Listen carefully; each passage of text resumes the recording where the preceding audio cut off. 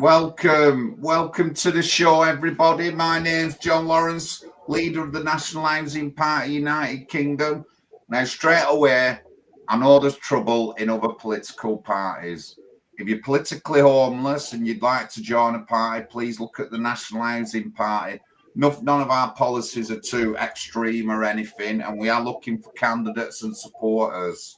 And I'm not going to bully people into it. I'm not going to say you were wrong joining another party. But if you are politically homeless, you want to get involved, then the National Housing Party is for you. We've run several successful elections across the country, the Wirral, South Gloucester, Central London, my same in Oldham where I am, and we're going to be running candidates over the next couple of years. So if you're politically homeless, you want to look into getting involved in a political party, then the National Housing Party is for you. Like I said, I'm not going to bully you. I'm not going to tell you you're wrong being in another party. I'm not going to argue with you.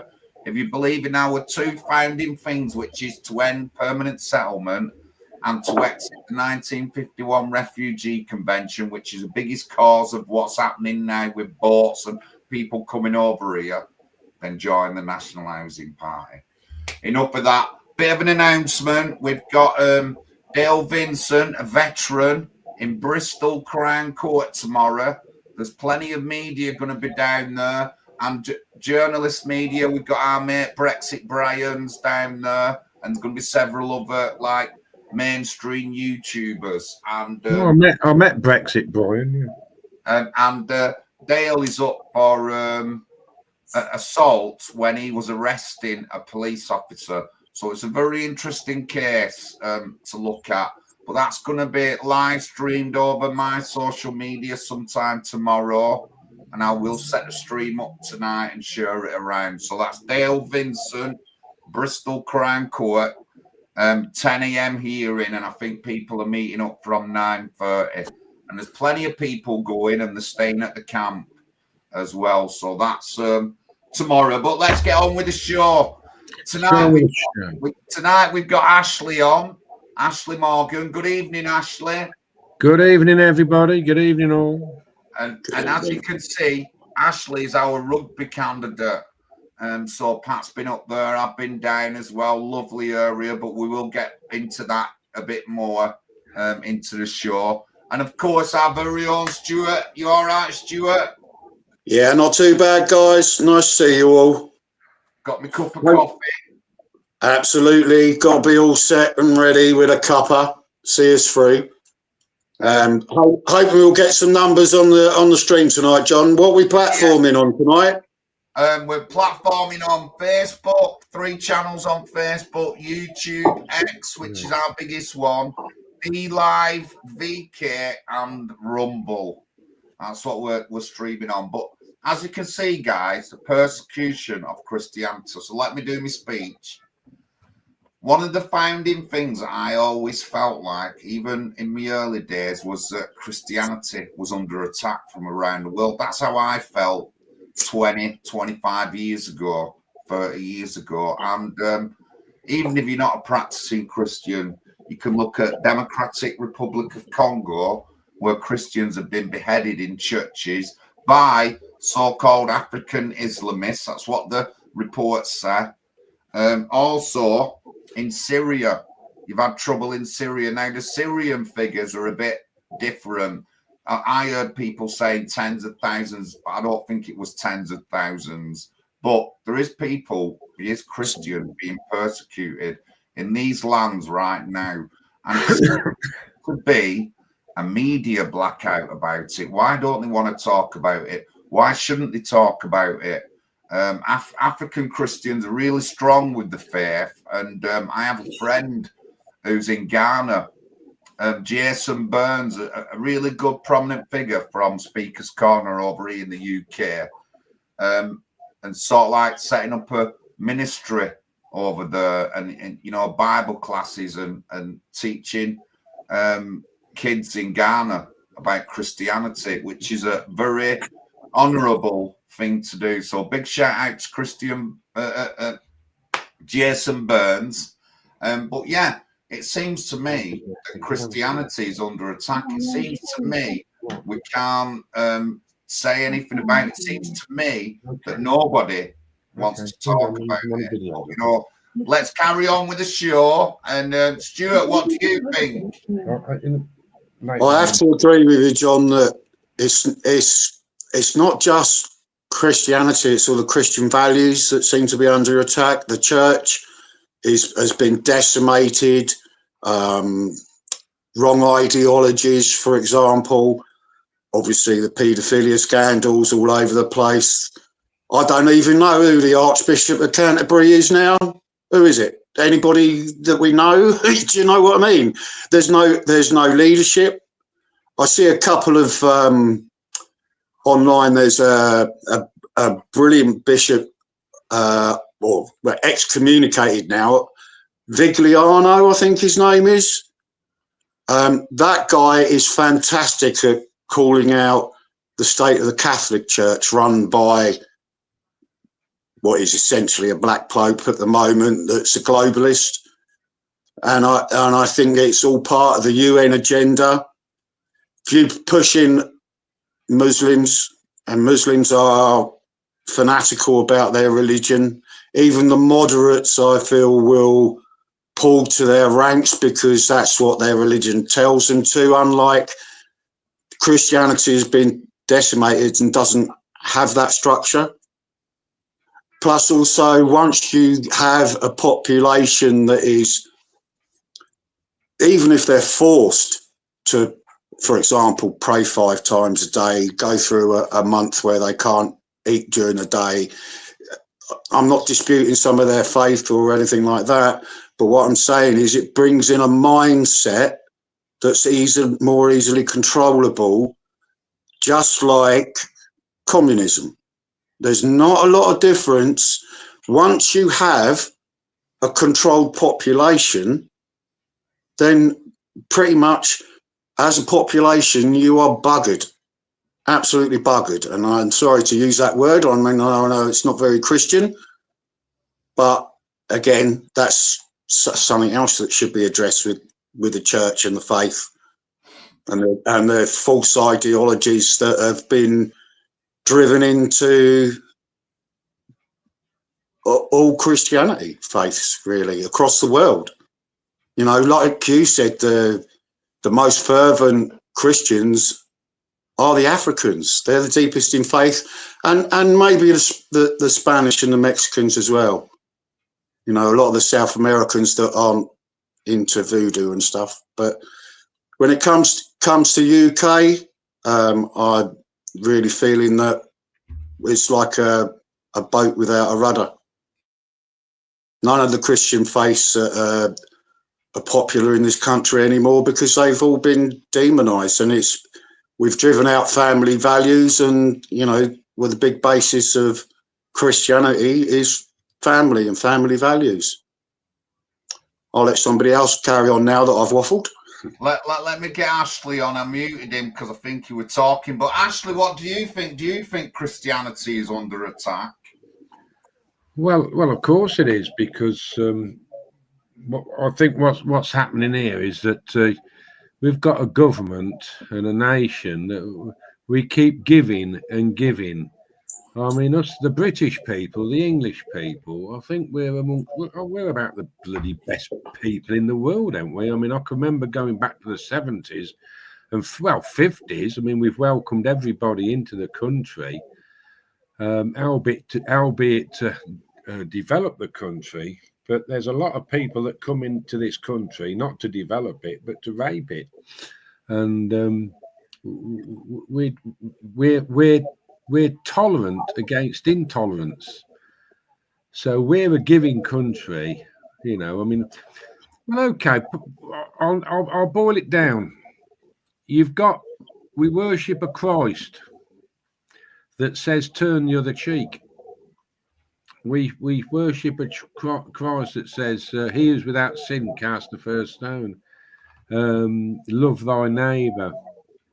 But we're up against somebody that says anybody that doesn't believe in me, chop their bloody heads off.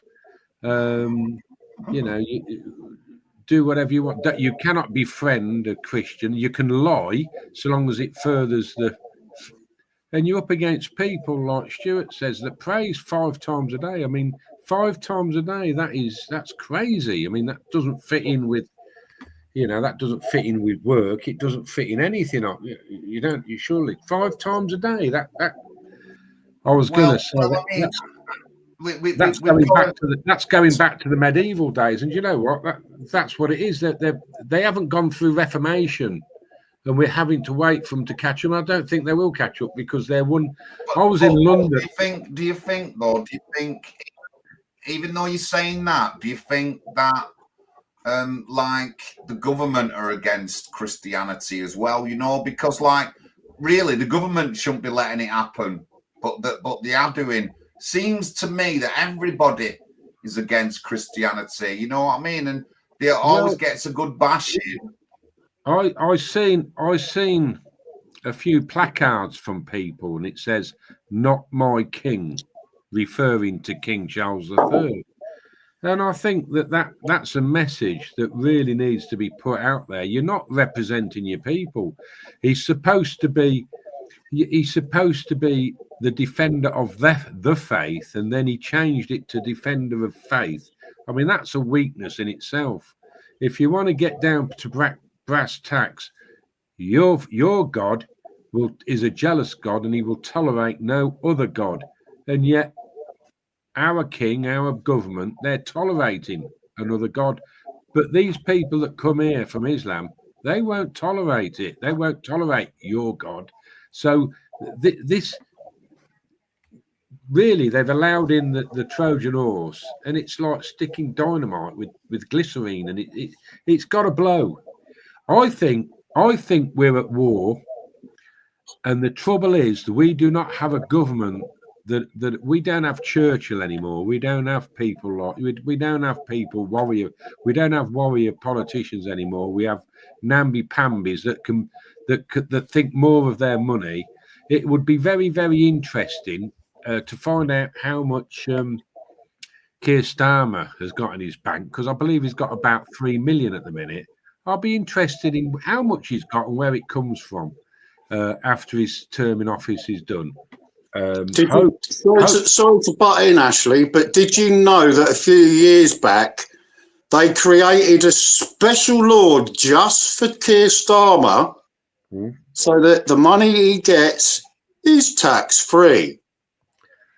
Well, I did That's not. searchable. And the other thing is, while I think of it and it's in my head, have you heard of the disassemblement of the Church of England bill? No, I haven't. No. This is a bill that was approved in 2023, at the end of 2023. It was approved by our king or whoever. The disestablishment of the Church of England. So he's approved it so that there will be no Church of England. So he's not the head of a church anymore. He's given up that privilege in my eyes. We have no church, no head of it. The sovereign was supposed to be head of the Church of England. I think and protect the faith. Where'd you get your information from, Stuart? Because that's really important, man. That is off the government website. Okay. John, you'll be able to find that. It is just called, I would send you a link, but I don't know how to do it while I'm in live chat, to be honest with you, on the phone. But it's on the government website, disestablishment. There needs to be more placards. You're not my king. That big message needs to be out there. You're not king anymore. I think people, because, we are in an information war. The information is getting out there, but it doesn't hit mainstream, and therefore most people who just sit and watch the BBC, ITV, Sky get the same old drivel. They don't get information that individual people are putting out there. As I've just put out there about the disestablishment bill, I've been putting that out for a couple of months online, and it doesn't really seem to get picked up. Right. Nobody's willing to actually read what the bill says. And that bill is basically, there's no Church of England if this bill goes through. And that's one of those bills that is creeping along quietly in the background. It's been through the House of Lords. Yeah. I mean, what do they say about it? Nothing. They just let it through. I think it's gone through maybe one or two through Parliament, but you don't hear about it. So okay. Most of the MPs aren't in there to make any debates. They don't read the bills. Right. They just get told where to vote. If you look in Parliament most of the time, there's nobody in there for the important debates. No, they're not. I know what you're saying that it's a quarter empty, isn't it? Yeah, and I mean the other week, I think it was a Conservative MP, I'm not sure, got up and said, will Labour all stand down on the bill that I'm putting through to make it formally illegal to marry your first cousin? Right. Just your first, not your second, but your first. At the minute it's legal, isn't it? At the minute it's legal. Yeah, and 40% or more, depends where you read your figures. Yeah. I've seen figures of 40%, 55% are they intermarry. That's how they keep their strong family bonds, but it breeds, and this is all scientific, it breeds lower IQs and fiercer personalities, rage. So you're having a population in this country that's growing that are into breeding. You're playing with fire. Absolutely. Right. And without, I don't know, do we need a reaffirmation of the church? Build our own church? I don't know, but I think we did that. King Henry VIII did that, didn't he? But he broke away from the Catholic Pope. Yeah, that was only because they wouldn't allow him to get annulled, divorced, or whatever you want to call it. Whatever the reason, he was the king, and he brought this new religion that we've been Anglican. I mean, the thing is, why have we got so many Methodist, Anglican, Presbyterian? Yeah. You know, but then again, Islam has got 3 or 4 different. I mean, they've got Shiites and Sunnis. Let me interrupt, guys. Good evening, Joe. Good evening to the chat. Pat can't make it. His biddy said he's had a nightmare tonight, out knocking. This is a national housing party. This is a party talk stream. The persecution of Christianity. Now you've heard you've heard the discussion. We did discuss Islam, which is like for over 1,000 years, Islam's been at war with everybody on the earth, including Christianity and stuff like that. But you know, I just think it's being grown by the left and the media. And our politicians don't care for it. They're being politically correct. That's what they're being. And, you know, they won't do nothing about it. Good evening, TKA Media. Yeah, and the Jewish community also marry the first cousins. Yeah, definitely 100%. Not said that they haven't. But in England, it's to a lesser extent than Islamic marriages. But anyway, it's another thing to go on.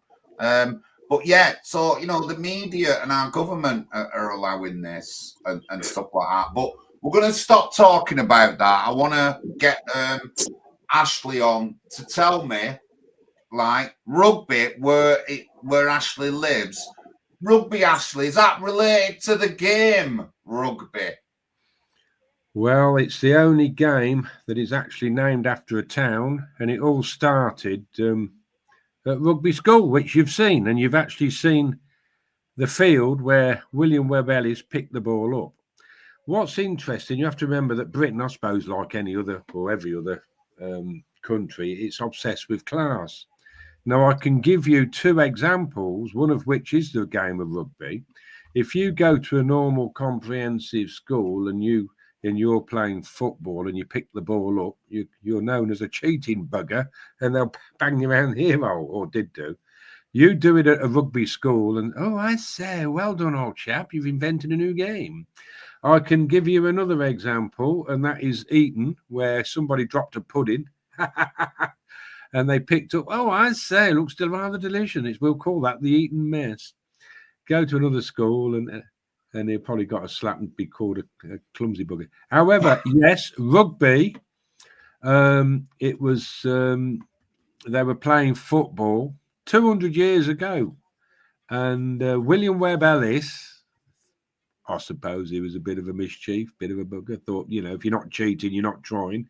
That's not a bad motto, is it? If you're not cheating, you're not trying. Anyway, so he picked the ball up for a bit of devilment and ran with it. Catch me if you can. And obviously, a bit of a character, and the other lads followed. It was more or less a free for all, and they wore the socks up to the knee and the caps and what have you. And then they must have said something along the lines, and do you know what? That was rather fun. That was rather different. That was rather fun. We'll have another game of that. Anyway, so after a while, they started to put rules to it. Once they got the rules together, then the posts were a bit different. They've got the H instead of the normal football posts, and then they called it a try, and they gave it a different point system. And what's interesting is that rugby and football, soccer, should we say, football, it's been said that rugby is a hooligan's game played by gentlemen, and soccer is a gentleman's game played by hooligans. It's been said anyway, and I think the message there is, if you read a bit deeper, I think that people will only go so far, in a game, rough and tumble. Having said that, you do get some nasty beggars in football, what's known as the professional. Apparently, there's more injuries in football than there is in rugby. Anyway, so moving on, a little story. If you remember, I showed you the shop, John, where the first football was ever. I can tell you this story of what happened was that these lads, it was a chap by the name of Richard Linden. You've seen his picture, John? Yeah. And these rugby school lads went over to the shop directly across the road from the famous school. And they said, oh, he was a shoemaker, leather shoemaker. Mr. Linden, we've got this new game. We don't kick it anymore so much. We run with it and pass it backwards and all this caper, and it's a new game. Anyway, he said, can you give us a ball? Can you make us a ball? Now, this was 200 years ago. 200 years ago, when they used to travel up and down the country in horse and carts, and along came this new Gore-Tex, or whatever you want to call it, called rubber. Now, up until then, they played with pig's bladders, I dare say, got infected. His wife died, apparently. But this Richard Linden, the clever bugger, you've seen a picture of him, as I said. He got hold of this rubber, which was brand new at the. You have to appreciate it. This was in the days when it was expensive. Rubber was expensive. We take it for granted now because the economy's changed and there's new ways of getting it here. But anyway, so he put together this ball and put inside it a rubber inflatable football bladder. That's why it's called a bladder, named after the pig's bladder. And anyway, off he went, because the first ball, I think you might be able to see it in the museum, actually. It was a small ball, pushed with offcuts of leather. And he said, here, lads, have that. And they came back the following day or week, and they said, oh, Mr. Linden, this is a bit, you don't want this on the back of your head on a crisp Saturday, Sunday morning, can you? And that's when he thought, well, make it a touch softer. But anyway, and that he also, Richard Linden, it's all in the history. You can Google it, Mr. Richard Linden. You've seen a picture of him with his top out and side burned pork chops, haven't you, John? Yeah, yeah. And he also invented what's known as the Linden pump. The pump that is the design is exactly the same as what it was. You know, where you push it. Okay, we've got new things such as electric inflators and all that lot, but basically you've got a pump on a bike, and that's known as the Linden pump. So he invented this ball and the pump, and now you have. I mean, how important is that? I mean, I can just tell you a story quick. During 9/11, there was a chap brought his family over from New Zealand, and I actually ran that shop, the barber shop, and he came. He was stuck because of 9/11. There was no planes taking off or leaving. Do you remember? Everybody in the world was stuck. Yeah. Can you hear me? Yeah, we heard you. Yeah. Everybody was stuck. So he was stuck. Anyway, he came for his haircut, and I actually said to him, I said, so what you here? He goes, well, we couldn't go to the work. We thought we'd watch rugby on television in Rugby, where it all started. When you come from a place, you don't realise how important it is. You don't see things around you that other people see. Such as if I was to come to Oldham, John, I'd probably notice things that you hadn't because you're part of it. You don't see it. Whereas I'd say, oh, my God, look at that. Oh, wow, really? You know, and anyway, so he says, I've come to see where the game was invented and where the first rugby, football was invented and made. I said, well, tell me something. Where was the first ever rugby football ever invented? He goes, well, Gilbert's. I said, oh, really? I said to him, I'll tell you what, if I tell you something about rugby that you don't know, because you can't tell me nothing about rugby, in his New Zealand accent, I know, about rugby. I'm to do with the All Blacks. I said, oh yeah. I said, and I'm a local. If I tell you something you don't know, will you show me something I've never seen? And he says, yeah, deal. Anyway, I told him the story about what I've just said to you. And he goes, can you prove that? I said, yeah, come with me. I took him outside the shop, and I showed him that plaque next to the barber's pole that I put up. It was me that put that pole up. Do you remember seeing the? I put a picture up of it already. Anyway, he stood there. He stood there with his mouth open. He goes, "My word!" He goes, "Do you realise what you got there?" And I said, "I think I do." And he goes, "Bloody hell! This is the centre of the rugby football world, and we didn't even know about it. We just don't know about it. Whenever you see a rugby ball, it's always got Gilbert." Can I just interrupt? But 1 minute, one minute, Ashley. Can I just interrupt? I've got a great idea, guys. Get me some blue plaque pictures, and let's get them on the website. A lot of them have really great history over the UK. Although there is some negative ones. They've got like blue plaques for Gandhi and things like that. And I don't think he was a particularly nice Indian, but generally the blue plaques show the history of our country and history of our area. And like you're saying, I've took pictures of the blue plaque above the shop that Ashley showed me. I took a picture of the Gilbert notice board outside the school. We like these kind of things. We like these kind of things about our history. The thing is, John, a lot of people don't know about them. They'd walk past what you've seen and they wouldn't even see it. Let's get some. Mr. Rimmer's at an orange meeting tonight. Sorry, guys. Let's get some blue plaque pictures, guys, and some history pictures. I do it all the time, me. There's hundreds on my timeline. I've done them in Hull when I went up and checked out William Wilberforce Museum and stuff like that. I've done all the pictures, but let's get some pictures of the blue plaques. Let's get some pictures of the blue plaques. There is quite a few in Manchester, TKA Media, that's Tony. There is quite a lot in Manchester. A lot to do with the uprising times and suffragettes, big. We've even got a blue plaque in Oldham and a statue that came from Abraham Lincoln thanking the people of the Oldham Mills and Rochdale Mills to stop processing the cotton to work on an embargo and getting cotton here from the Americas during the slave trade. We've got it all.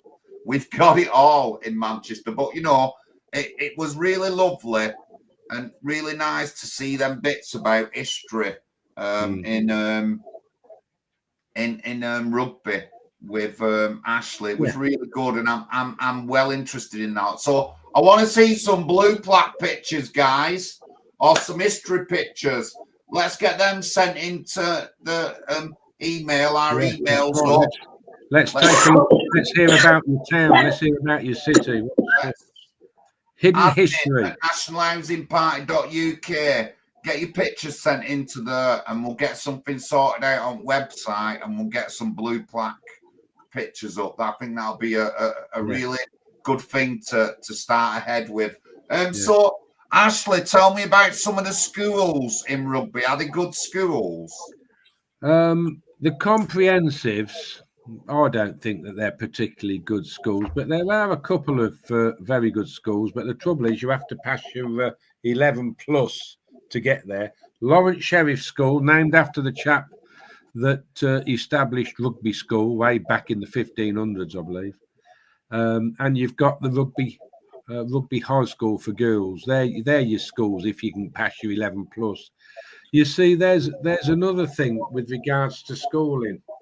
You know, it's a class distinction thing, because rugby school, I mean, come on. I mean, it's one of the most famous schools in the world, isn't it? I mean, you've got Eton, Rugby, Gordonston, Harrow. You know, you've got these top schools that send princes and princesses there. You don't hear much of it because of the kidnapping factor. But it's something like £20,000-30,000 a term. Well, your average kid family ain't gonna afford that. So money really does go to money. Are they good? Well, I suppose they're okay, better. But I think on a world scale, on a world scale, I don't think British schools, English schools, I don't think they come in the top 10, do they? Comprehensive, that is. I'm a bit of a aficionado on schools, especially in Oldham, and we've got rubbish schools. You know, the standards have gone well downhill. I think that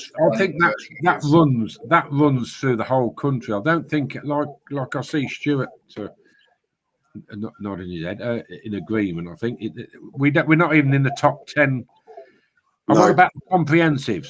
But of course, if you go to the grammar schools, and of course the real serious part, I'll tell you what. I'll give you a good walk around next time you're up here, and I'll show you. They've got a modern languages block the same size as a multi-story car park. We should be jealous. We should be jealous of these people. They go shooting, old chap. They play polo. How many horses do you have to play? I can take you for a drink in the polo club if you want. You'll see wealth. They've got a music school.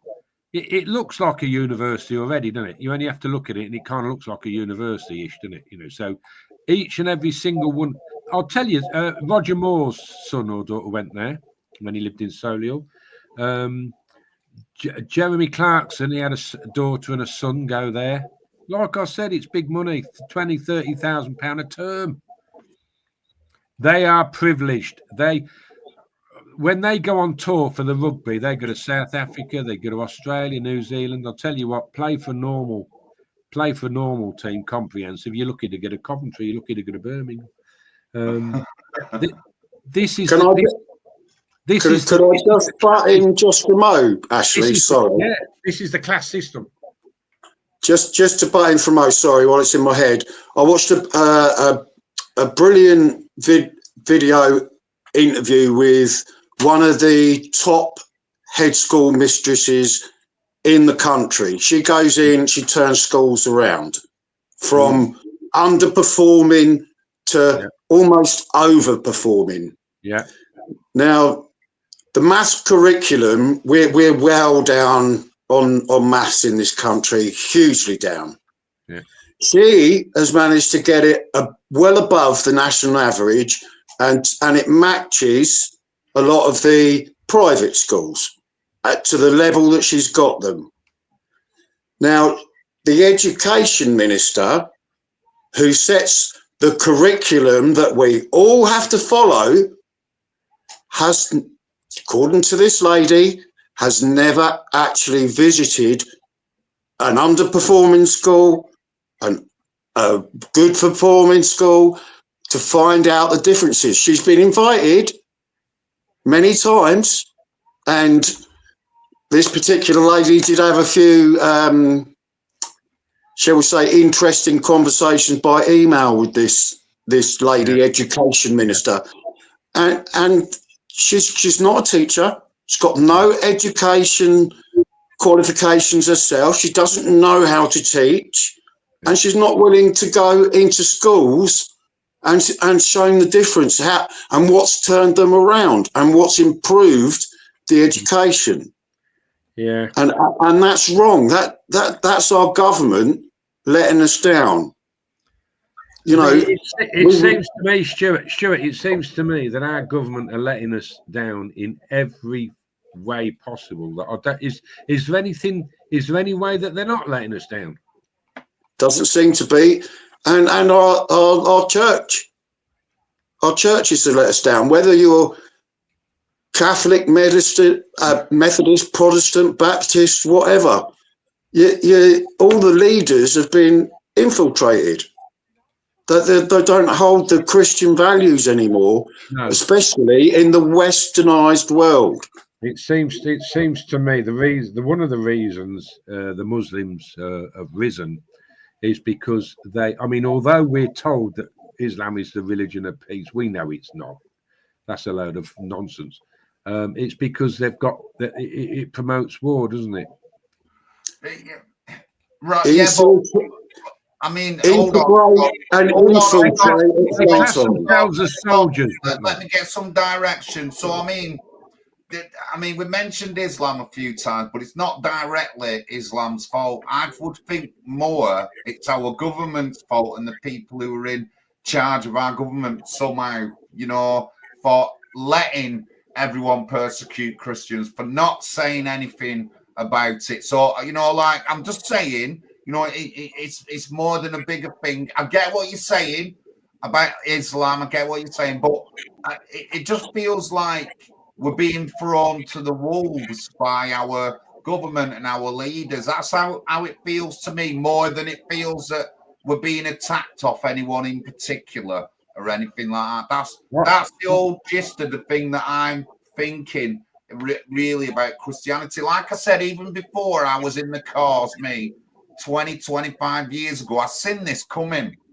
I've seen the persecution. I've seen the Bible people being took out of town centres, and we've got a lot of Christian speakers. Jason Burns, who I mentioned earlier on, and a few of his mates have been banned and stuff like that. But and it happens a lot. But yet you can come over here and you can preach religious nonsense in a mosque or something, like where Salman Abedi went to, Disbury Mosque, and there's been articles on it, but nobody said anything. Not the authorities don't say anything, but as soon as you can point a finger at someone and say that they're a Christian, then that's when it happens. So that's the sort of what I feel. I don't particularly believe it's just the ideology that's against us. I just think we're being thrown under the bus and thrown to the wolves by other people who are not, they're not Islamic, all our leaders and stuff like that. So, what is the overall thing? Is Christianity bad overall? That's why they don't want us to practice it, or why they're not sticking it up. Sort of like that. That's what I think anyway. But let me continue. Please like and subscribe to the channel. We've got a lot of people on X, and remember, we're the National Housing Party already running in elections. If you're politically homeless and you want to join a party, then our party is for you. We're a Christian-based party, although I'm not a practicing Christian, but I do believe that faith and the Christian community is what we're missing to bring our community strong again. Remember, you don't just go to the church to pray. You go to the church for the old biddies tea afternoon. You go to the church for the charity raffle. You go to the church to do the food bank and help out the local community. So the church isn't just for praying; it's a centre of the community. We're missing it, and I've said this on many of our other streams. We're missing that kind of influence in our lives to build up strong communities. But if you're politically homeless, you can join the National Housing Party. I'm not going to bully you. I'm not going to tell you were wrong to join another party. I'm not going to tell you that you were wrong to support someone. We don't really cancel anyone if they support other things. But if you're serious and you want to join the party, you need to join us and focus on local elections. Run as a candidate. It's not too difficult. Ashley is an hero. Ashley is an absolute hero. He's come forward and he says he wants to run, and he's sort of like throwing himself in head first. Ashley is an hero, and we can only learn and do more that what other people are doing. And Ashley has stood up and seems quite confident that he can be a local councillor. And even if he doesn't end up being a local councillor, he's an hero for even standing up. For even try, yes, I bet that will. It's an absolute hero. And, we should be in awe of anybody who's going to stand up and put himself above and beyond the call of duty. But big respect to our Ashley there in Rugby.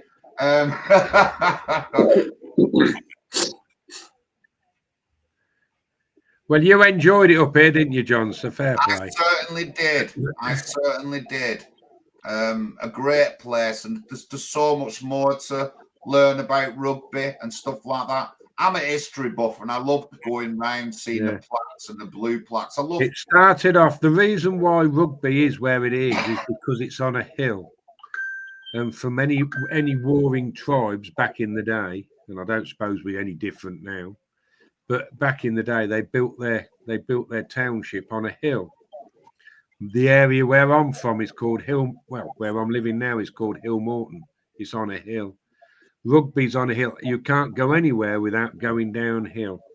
So that's why rugby is where it is. And the original name, I believe it was a Celtic ancient Britain tribe called. The name of the place was called Drogaig. But again, I'll show you some more plaques that you can see, John. You can take a few pictures of. It'll tell you a bit more history, Yeah, that's what I'm here for.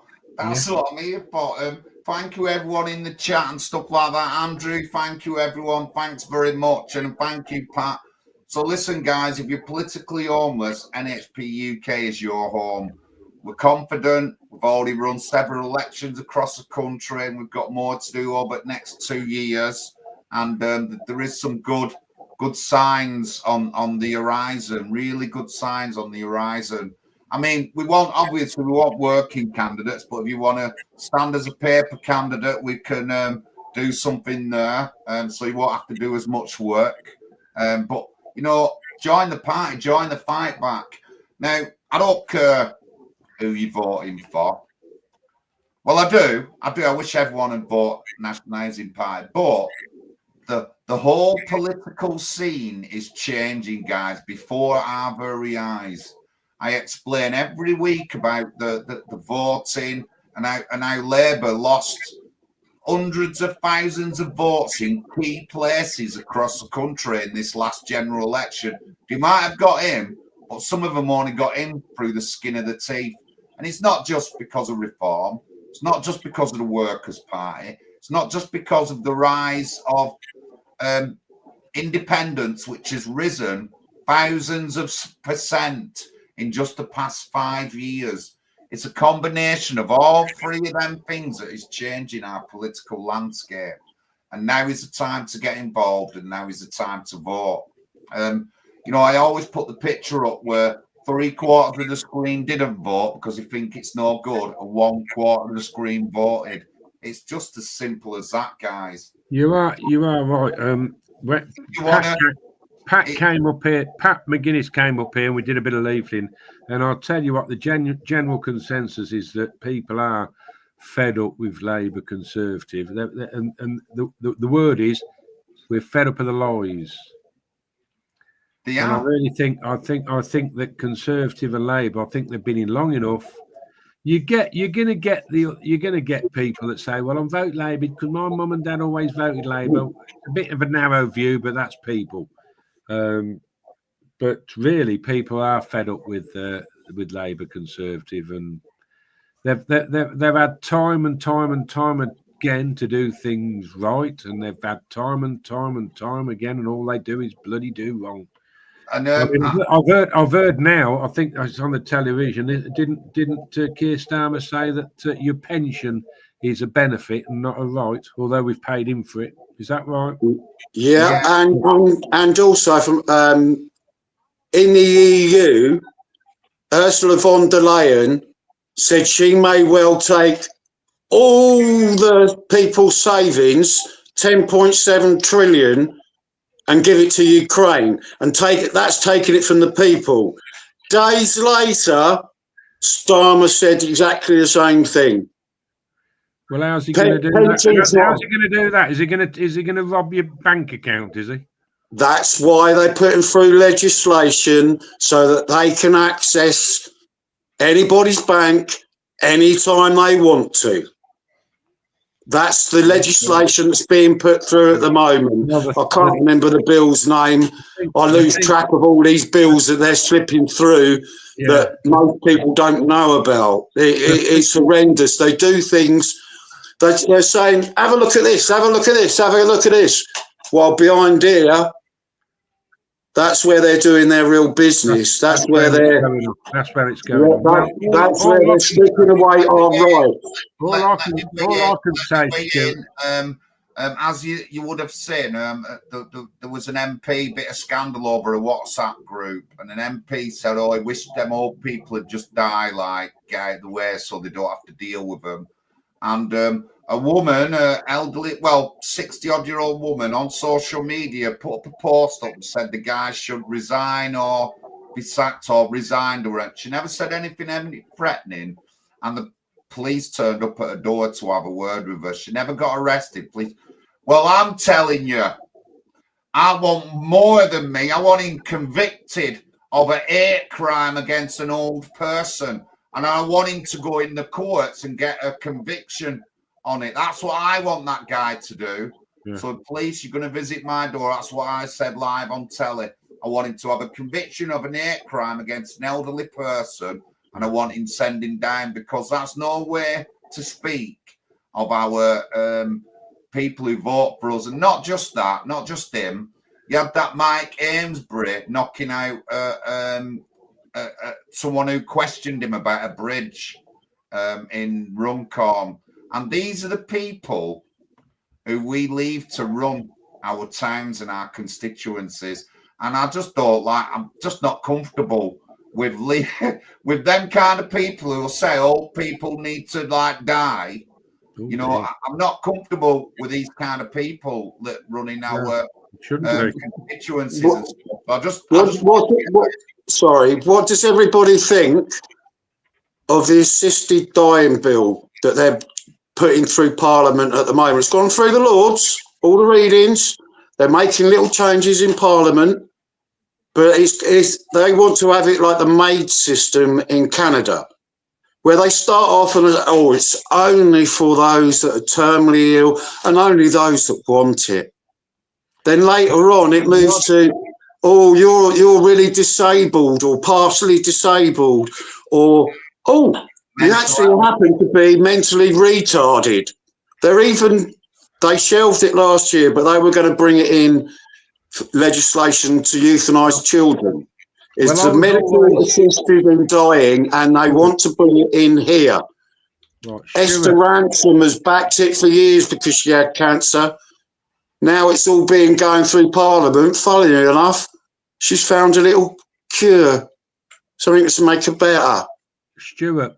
It says, psyop, absolute psyop. They want to get people on medical assisted dying. It's one of those bills going through Parliament that nobody's really talking about it. I've put petitions out about it that other people have started, and some of them gain momentum and they get discussed in Parliament with no TV debates, no TV coverage, so nobody knows about it, and then they decided to just go ahead with it. You know, it's evil, pure evil. Were you going to say something, Ashley? I was going to say I'd start off the answer with, I was always led to believe that the purpose of the medical profession was to save lives. First, Hippocratic oath is do no harm. A lot of what we don't know is that a lot of medical professionals now don't take that. They do a different oath, which doesn't include first do no harm. That's doctors from abroad don't take that at all. A Dutch woman was allowed to drink poison because of mental health caused by psychiatric illness. So she wasn't a cripple, she wasn't a paraplegic or anything like that. She didn't have Alzheimer's or dementia, but and she wasn't terminally ill, and she was allowed to end her life. So it's a slippery slope, like I think Andrew said in the chat. There was a case in Canada. Well said, Andrew. Well said. It is a slippery slope. Where does it end?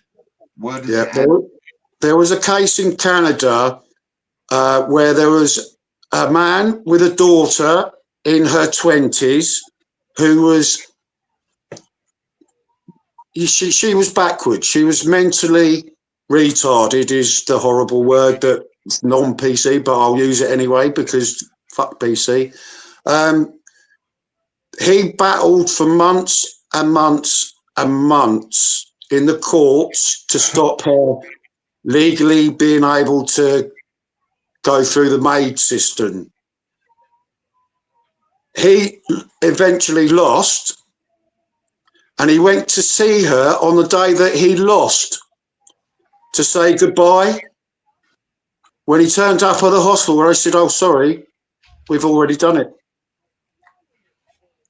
So he didn't even get a chance to say goodbye to the daughter, but he was legally her guardian. Legally. So they took away legal guardianship of not only a child, but a child with mental health issues. And that is what's coming our way. Yeah. And isn't that not what the Nazis were demonized for? Not only for that, but also the gender mutilation. Was that not, again, Nazi or even pre-Nazi? So it's a sick, demonic thing, evil that is going through the Western world. Right, hold on. I'm going to finish the show in a minute, but I want Christianity will help. Active in the chat, and I want to see a number one in the chat for Ashley, the NHP UK hero. Come on, I want to see number ones in that chat. Get them in. Come on, guys. Come on, number ones in the chat for Ashley. Come on, I've started you off. I just want to see number ones. Come on. Number ones in that. Thank you, guys. Thank you. Number ones in the chat. Anybody who puts himself forward, who wants to stand up outside of the mainstream bubble, is an hero compared to me and Pat. And Pat would say the same thing if he were on tonight. He would have already said that Ashley is an hero. We're all heroes. We're all heroes in the cause. We're all heroes in the political. I'm not going to say war. We're all heroes in the political change that the UK needs. This is a nationalising party. My name's John Lawrence. If you're politically homeless, look at our website. Come join us. You know what I mean? We're not ignorant. We're not doing nothing. We're running in local elections, and we've done well, guys. We've done well in every election that we've run. So we're the nationalising part. We've got Hero Ashley there, the rugby candidate. We've got our mate Stuart underneath us there. And I mean, you've heard our streams over the past few weeks. Up with him for Stuart already stated the government website a couple of times where we get our information from. And when I was going on about the Christians being persecuted, there's several like really mainstream groups are on this. One of them's called Open Doors, a Christian charity, about 10 years old, and they've got information. Even the BBC says about it. But why isn't it more in the news, and why aren't people talking more about it? I think it's been said on GB News a couple of times, but not enough. But this is a nationalising party. Any last words, Ashley? The hero. Looking at you, giving me a title already. Do I get a medal with that at all? You've got one. You've got a plaque with the party rose. No, it's great. I feel as if we've come a long way. I mean, from when I was introduced, well, from when Denmark put me in contact with yourself and Pat McGinnis, all of a sudden I've stood up. Fair play, I'll have to say that myself. I've stood up and I've said, yeah, I'll do that. I'll go for that. And it's like a little bit of a whirlwind. I feel that it's growing. And I'm getting more confident. I went to the town hall, as you know, John, and took part, and we discussed. I said to you that they all look like cardboard cutouts. They all look the same. They come from the same factory, you know. And I felt that. You know what I mean by that, don't you? That all these councillors, they fit a certain criteria, don't they? They look a certain way. You could look at them in the street and say, well, you look like a councillor, and whatever that means. And anyway, I really enjoyed it. And they looked at me, you know, as if, you know, well, who are you? What are you? Who are you for? I said NHP UK, you know, and they could tell that I was prepared to stand up and say what I needed to say. So, but the feedback, we've been around leafleting, we've been knocking on doors, and the feedback's good, and I can understand why you'd get a bit excited about rugby. This is the heart of England. This is the Midlands. This is the middle of the Midlands. I think you'll find another interesting fact. I won't go on about it, but Meridian, which is just up the road, a couple of miles, that is the geographical centre of England. They've got a stone where people meet up for cycle rides. Anyway, so we're in the middle of the Midlands, and well, it's like a pot. It's like a pond or a puddle. You drop a pot, you drop a pebble in it, and it goes outwards, doesn't it?